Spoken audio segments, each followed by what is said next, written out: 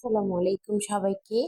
তো এই তো গ্যাস না থাকার কারণে কিন্তু রাইস কুকারে রান্না করেছিলাম শুধু ভাত, আর কিছুই আমি করতে পারি না, কারণ রাইস কুকারের রান্না আমি খেতে পারি না। তারপরে তো গ্যাস চলে আসছে আজকে আলহামদুলিল্লাহ।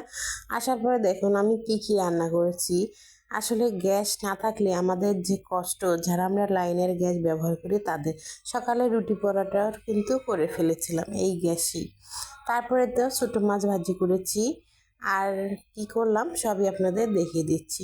তো প্রত্যেকটা রান্নাই আজকে আমি আপনাদেরকে দেখিয়ে দেবো। আসলে অনেক ধরনের রান্না আমি করে ফেলেছি আজকে। এদিকে কয়েকটা মাছ আমি ফ্রাই করে নিয়েছিলাম।